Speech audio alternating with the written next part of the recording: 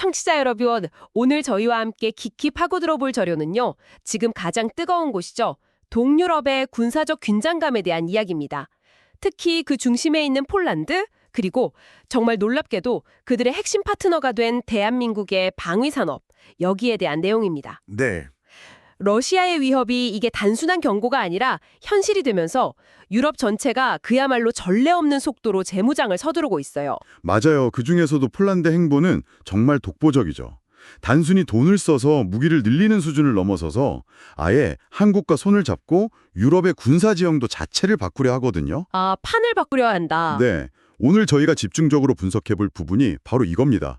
폴란드가 왜 하필 한국에 천무, 다연장 로켓을 그렇게 대량으로 도입하는지, 그리고 심지어 현지에서 직접 생산까지 하려는 건지. 네. 이 모습이 바로 옆 나라인 루마니아의 그 답답한 상황과 얼마나 극명하게 대조되는지요. 네, 오늘의 대화를 통해서 유럽의 안보 지도가 어떻게 다시 그려지고 있는지, 그리고 그 거대한 판 위에서 한국이라는 플레이어가 왜 갑자기 게임 체인저로 떠올랐는지 그 핵심을 제대로 짚어보겠습니다. 그럼 바로 시작해볼까요? 좋습니다. 자, 그럼 폴란드의 움직임부터 한번 들여다보죠. 한국산 천무 다연장 로켓을 150문 이상 도입하는 것만으로도 대단한데 아예 현지에서 탄약까지 직접 생산하겠다는 계획을 세웠다고요. 이건 그냥 무기 몇 개 사오는 거랑은 차원이 다른 얘기 같은데요? 차원이 완전히 다르죠. 폴란드 군비청하고 현지 방산업체인 WB그룹이 한화 에어로스페이스랑 체결하려는 계약 규모가 약 12억 GOT. 이걸 우리 돈으로 환산하면 대략 4조 8천억 원에 달해요. 잠시만요. 4조 8천억 원이요? 네. 시작은 사거리 80km급 유도 로켓 CGR-080을 수천 발을 현지 공장에서 만드는 거예요. CGR-080이면 그게 천무의 가장 기본이 되는 유도탄이잖아요? 맞습니다. 그런데 이 탄약 한 종류를 현지 생산하는 데에만 거의 5조 원을 쓴다고요? 그 돈이면 다른 무기 체계를 토체로 더 들여올 수도 있을 것 같은데 이건 좀 과감하다 못해 공격적인 투자 아닌가요? 정확히 보셨어요. 이건 단순히 필요할 때 써야지 하고 비축하는 수준이 아닙니다. 유도로켓 한 발 가격이 1억 원 안팎인 걸 감안하면 이건 수만 발 이상을 그냥 쌓아두겠다는 공격적인 계획으로 봐야 해요. 수만 발이요? 네. 이게 진짜 의미하는 바가 중요해요. 현대전에서는 적의 포격이나 드론 공격 범위 밖에서 정밀하게 타격하고 적이 반격하기 전에 신속하게 자리를 뜨는 전술이 핵심이거든요. 이른바 쏘고 빠지기, 슛 앤 스콧 전술이죠. 마치 권투 선수가 치고 빠지듯이요. 맞기 전에 먼저 때리고 자리를 옮겨서 생존성을 높이는 거군요. 바로 그거예요. 폴란드는 이 전술을 완벽하게 구사하기 위해서 아예 탄약을 창고에 산더미처럼 쌓아두겠다는 의지를 보여주는 겁니다. 이야, 언제든 얼마든지 쏠 수 있다는 자신감을 확보하겠다는 거죠. 정말 흥미로운 지점이네요. 그런데 더 놀라운 건 사업 진행 속도라고 들었어요. 보통 이런 조 단위 계약은 협상 테이블에 앉아서 서류 검토만 하는데도 몇 년씩 걸리지 않나요? 맞습니다. 보통 이런 대규모 해외 기술협력 사업은 의회 비준받고 기술 이전 범위 조율하고 현지 공장 부지 선정하는 데만 수년이 걸리는 게 일반적이에요. 그렇죠. 그런데 천무는 폴란드에 첫 물량이 공급된 지 불과 2년여 만에 현지 생산 기반까지 구축하는 단계로 넘어간 거예요. 2년 만에요? 그게 어떻게 가능하죠? 이게 바로 다른 유럽 국가들이 폴란드를 부러워하는 지점인데요. 비교 사례를 보면 확실히 알 수 있어요. 폴란드가 독일 방어산업체랑 진행하던 레오파르트 전차 개량 사업이 있었거든요. 있었죠. 그런데 이건 독일 측의 느린 의사결정, 그리고 핵심 기술 이전에 대한 그 소극적인 태도 때문에 몇 년째 지지부진했어요. 반면에 한국은 원하시면 기술까지 적극적으로 협력하겠습니다. 이런 자세로 나왔고 그 결과가 이런 초고속 진행으로 이어진 거죠. 폴란드가 이렇게 발빠르게 움직이는 게 정말 인상적인데 이런 속도가 왜 중요한지 체감하려면 이게 폴란드 혼자만의 조발심이 아니라는 걸 봐야겠네요. 유럽 전체가 지금 뭔가에 쫓기는 듯한 분위기라고요? 네, 월스트리트 저널 보도를 보면 그 분위기를 명확히 알 수 있어요. 독일 정보당국은 러시아가 이르면 2029년, 그러니까 불과 5년 뒤에 나토를 공격할 준비를 마칠 수 있다고 보고 있어요. 5년이요? 정말 발등에 불이 떨어진 심정이겠네요. 그렇죠.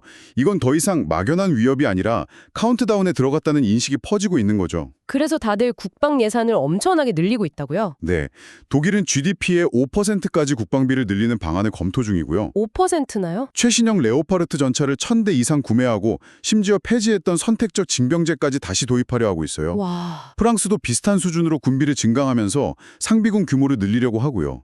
유럽의 주요 강대국들이 사실상 준전시 체제로 전환하고 있는 겁니다. 알겠습니다. 그러니까 지금 독일, 프랑스, 폴란드 할 것 없이 모두가 군비 경쟁에 뛰어들고 있는 건데 왜 유독 폴란드가 다른 나라들의 부러움을 사는 모범생처럼 보이는 걸까요?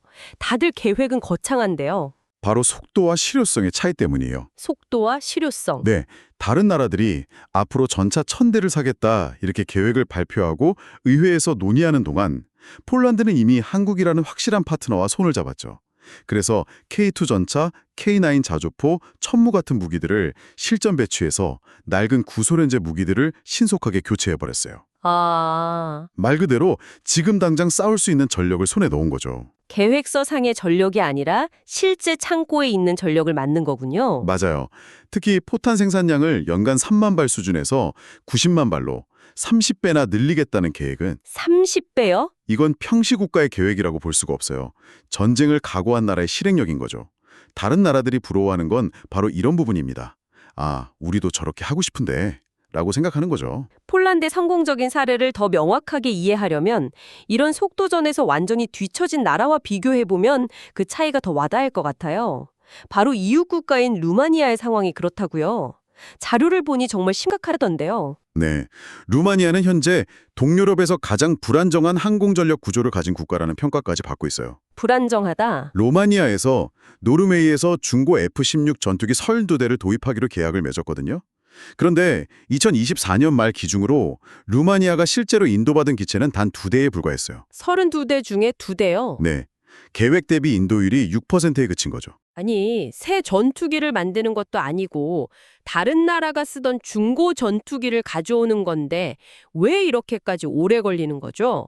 그냥 비행기를 받아서 페인트 칠만 새로 하고 쓰면 되는 것 아닌가요? 이게 그렇게 간단한 문제가 아니에요. 중고 전투기라고 해도 바로 쓸 수 있는 게 아니거든요.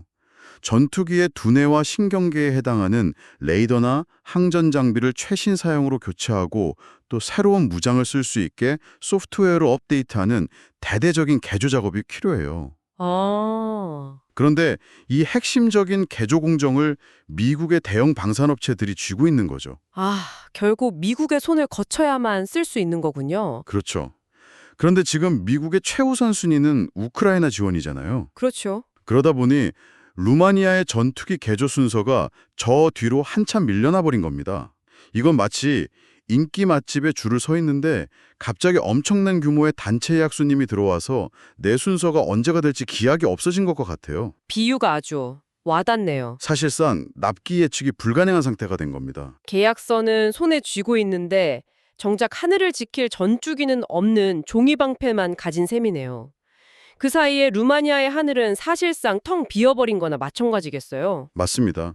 그래서 군사 전문가들은 루마니아가 당장 출격시킬 수 있는 전투기가 9대 안팎에 불과할 것으로 추정하고 있어요. 9대요? 반면에 흑해 건너편의 러시아는 전투기, 공격기, 무인기를 합쳐서 150기 이상을 그 지역에 순환 배치할 수 있는 능력을 갖추고 있고요. 와우, 차이가 너무 심한데요. 전력 불균형이 심각한 수준이죠.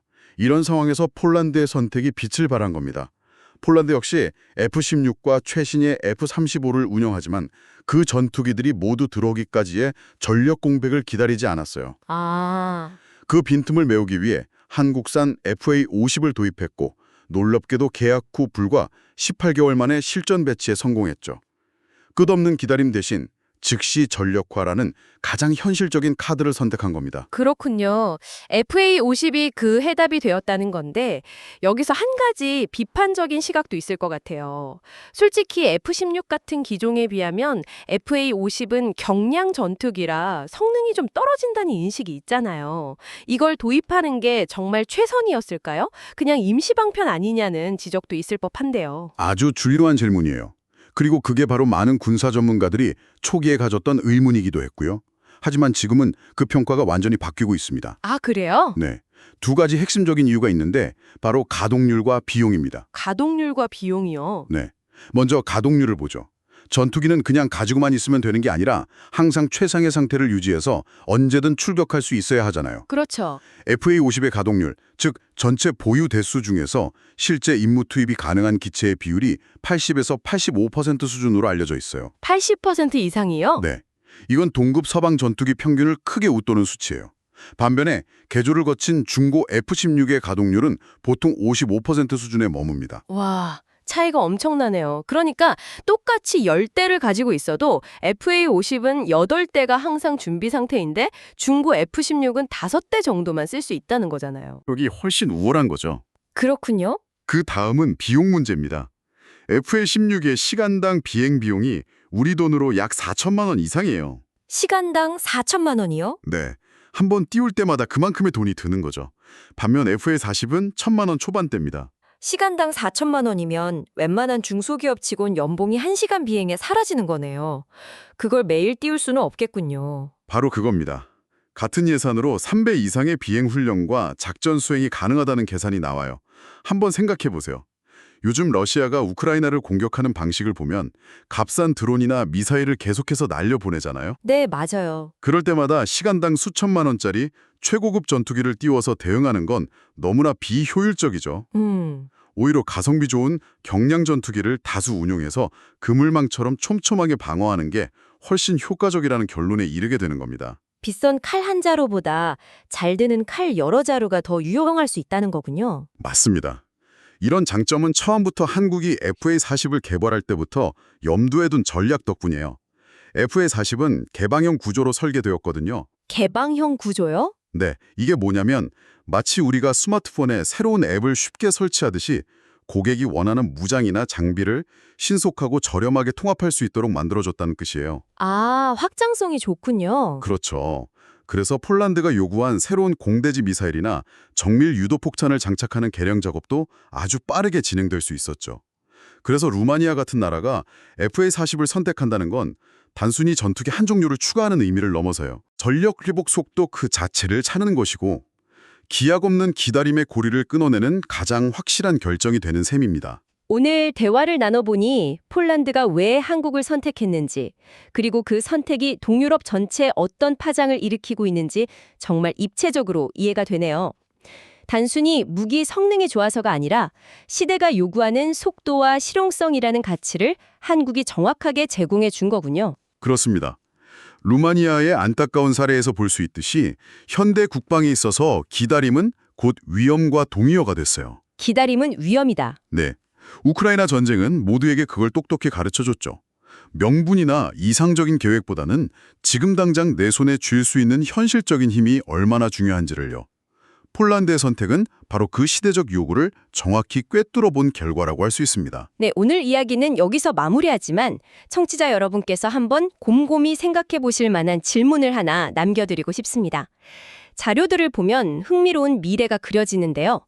전통적으로 무기를 사다 쓰기만 하던 구매국이었던 폴란드가 이제 한국의 기술을 바탕으로 유럽 내 생산 허브이자 다른 나라의 무기를 대파는 공급자의 역할을 꿈꾸고 있습니다. 이렇게 국가 간의 역할과 위상이 뒤바뀌기 시작할 때 기존의 서방 중심 군자 동맹과 세계 방산 시장의 판도는 앞으로 어떻게 그리고 얼마나 빠르게 변하게 될까요?